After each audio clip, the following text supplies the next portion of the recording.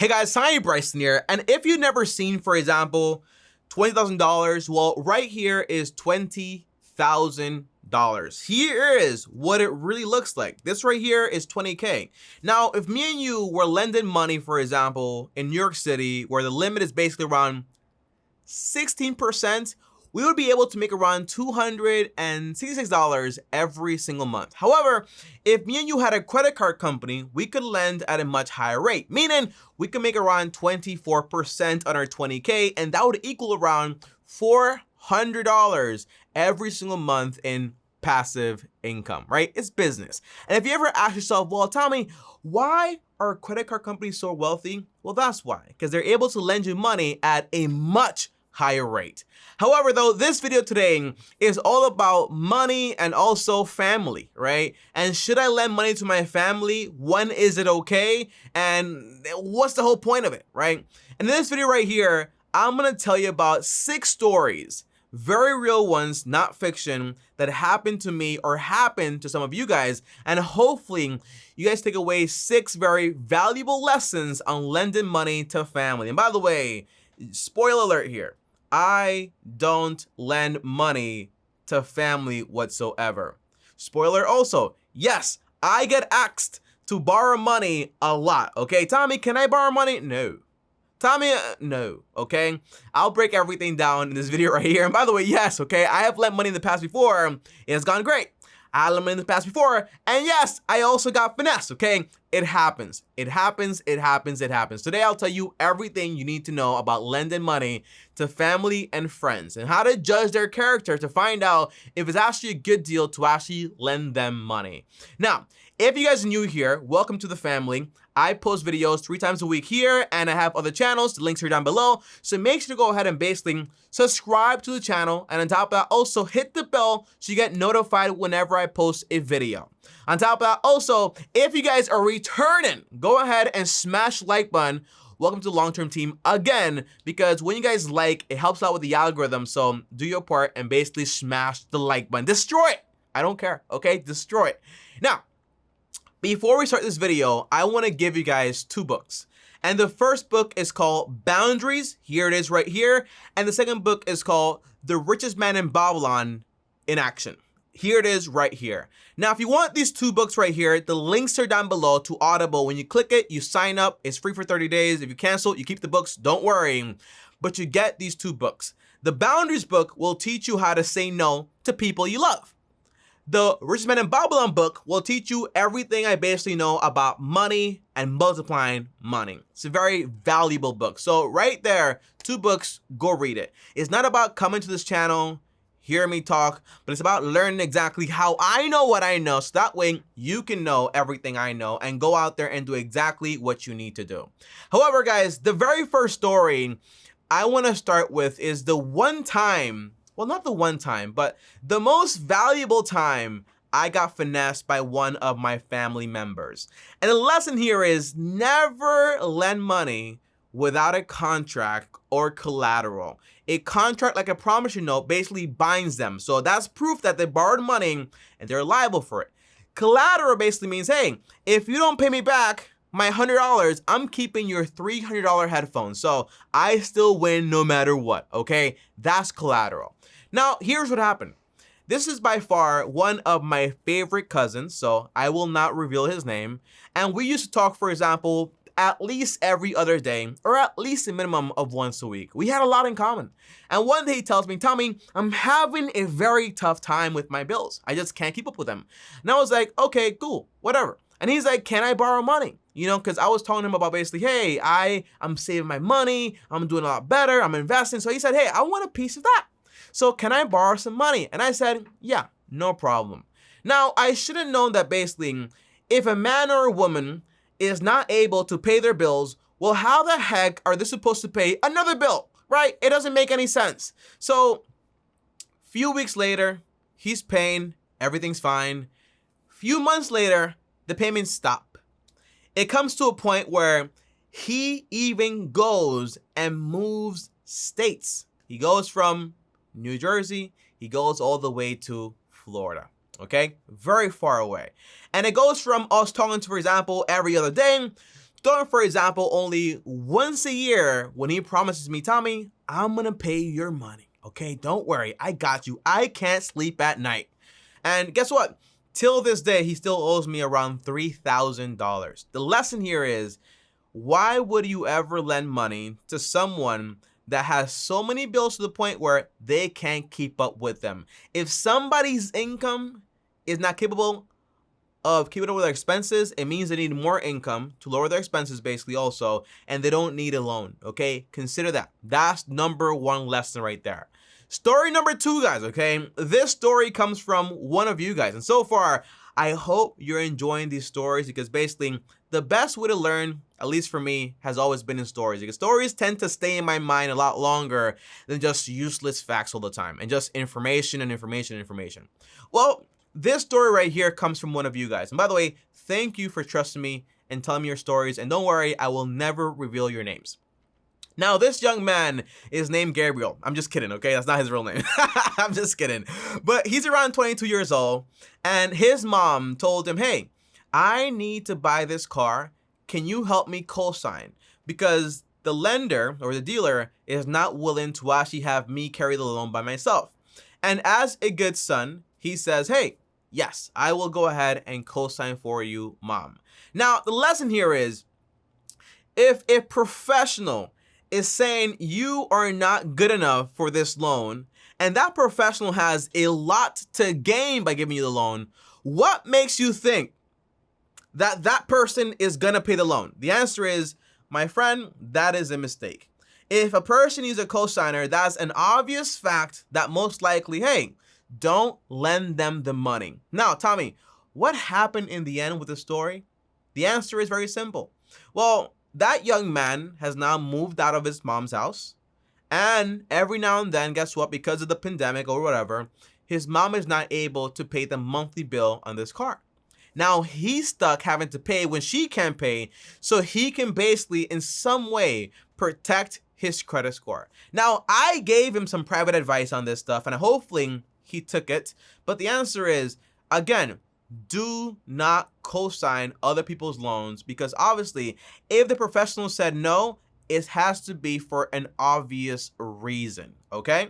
Whether it's your mom's sister, favorite cousin, I don't care, just don't do it. You never want to help someone where the risk is you basically ending up covered up in their mess. You know, yes, you take risks with your friends, but be very careful with this one right here. Now, the third story is about an adult, okay? And this adult actually works for me. And I won't say her name at all because, again, I don't want to be that type of person. But her name is Tiffany, okay? That's a fake name also. Now, basically, Tiffany is an amazing mom, has amazing kids, has an amazing husband, has a great business, and all this other stuff, but is basically drowning in debt. Now, her idea is, I want to help my kids. So basically, she co-signed almost $75,000 worth of student loan debt towards her kids' education. And you might say, Tommy, shut up, because that's important, because that's an investment towards her kids. The answer is, one thing I've realized is basically, when the only option that you have towards getting what you want is going into debt, you look for all the ways to basically borrow that money. Meaning, if I want to buy that new car, and my favorite car, by the way, is a Kia Stinger GT2, that's what it's called? Yeah, GT2. That car costs around $50,000. If I can't afford it, and the only thing I'm thinking, hey, I can finance this, right? Let me ask my mom, let me ask my dad. But if I say, hey, I can't borrow money to buy this car, well, what's gonna happen is basically I'm gonna have a lot more ideas. Like, hey, for now, I'm just gonna buy this Toyota, okay? And right now, I have a Toyota, all right? There you go. However, though, in this situation, you have a kid trying to attend a private school. The answer is no. Go to community college first, get those general education classes first, right? Those courses, and then apply for scholarships, get a job also, save up money, and then go to a college where they actually give you the most money and you're actually able to afford it out of pocket with your cash and your money. If your parent wants to help you with some cash, great, right? But stop this idea of co-signing a bunch of debt for your kids. And now, by the way, great story, the conclusion is that, yeah, her kid is professional now, right? Makes a good amount of money. but they do not care about paying off this loan. So she will have that cosign for the next 10 to 20 years because guess what? Student loan payments is just not in their interest right now. So again, don't do it, all right? Figure out another way to help them and another way for them to help themselves. If you can't afford this one, figure else something out, okay? I think I said that backwards. Who cares though? Now, the fourth story is by this guy, okay? He's a nobody, but he is worth around $200 million and he does have around 2.27 million subscribers on YouTube. I'm not gonna say his name, but let's just say, for example, his name is Dave Ramsey, okay? It's his name, okay? That's Dave Ramsey. Now, you guys might not know this, but Dave Ramsey, at a certain point, was actually broke, very broke. And he loved keeping up with appearances, so much so that he wanted to ride around in a Jaguar. And if you guys know about cars, well, that's a Jaguar, because I don't know about cars, okay? So I thought it was a cat, but it turns out to be a car. And the idea is that he got a friend and convinced a friend to actually co-sign the loan for him. Now, turns out that Dave Ramsey back then was in trouble, couldn't pay for the car, and the friend had to go ahead and basically say, hey, I'm not gonna pay for this. And guess what? That car actually got repoed. Now, what's the lesson here? The lesson is, you might have friends you look up to, or for example, they seem to be smart. But again, co-signing is never a good idea. And not just co-signing when basically things are going good for them, but the idea is that, hey, if things are going good for you right now, what happens when they're not? What's gonna happen then? And of course, for example, that put a strain between Dave Ramsey and his friend's relationship. So again, do that friend a favor and say, hey, is there any other way I could help you? Or hey, do you want to buy a Toyota instead, like Tommy did? There's an option. By the way, this story is not a secret. He talks about it all this time in his show. So that's why I'm sharing it here. Now, I have a fifth story before we get to the last one, number 6, which is basically a very juicy one and one of my favorite ones. Now, story number 5 here is one of you guys actually started a lending business. Now, the lesson here is that sometimes success can be a bias because success in something that cannot be provable or done over and over again, a lot of the times just means you got lucky. I'm being honest. I'm sorry. Hey, I got very lucky, and every time I jumped off this building, okay, I actually made it across, okay? That doesn't mean you do it over and over again. It means, hey, you might have gotten lucky, just stop jumping, okay? Stop! So basically, this person, one of you guys, actually went ahead, let's call him Timothy. Timothy went ahead and basically started a lending business, and his main clients are basically his family, meaning he lends to his mom, his sisters, his cousins, and so on. And he thinks, hey, everything's fine. But I told Timothy, right, the big problem is, as you guys know, okay, the Bible says the borrower is slave to the lender. And up until like it was around 1892, I have it written down here, 1898, it used to be basically when you owe somebody money and you didn't pay them back, they could literally put you in jail. Like, borrowing money was a big thing back in the days. Today we have bankruptcy. I can't pay you, sorry, I'm out, all right? But back then it used to be like a massive thing, like if you can't pay, you were trash. And even further then it was, hey, if you can't pay, you're my slave now, like legit, like real stuff. So what I say is this, okay, guys, whenever you lend money to family and friends, it changes a relationship forever. And I'll tell you a little story here before I get to the last one here. I have an uncle and I lent him around $300. And every time I spoke to him, I called him, hey, uncle, and I gave him all the blessings because that's what you do. And whenever he actually borrowed money from me, guess what? He didn't talk to me anymore. It changed the dynamic of their relationship. It's not the same because now, again, just like the Bible says, the borrower is slave to the lender. And now I'm not, for example, hey, Tommy, my nephew, but Tommy, the person I owe money to and I don't really want to talk to.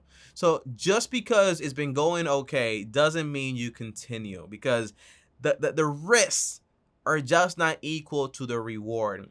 And I'm not a big fan of seeing somebody, for example, digging a hole and saying, hey, you want another shovel? Like, just keep digging deeper. Like, I'm not a big fan of that. So whenever my family, my friends ask me for money, I'm like, hey, you got a problem? You want help with a budget?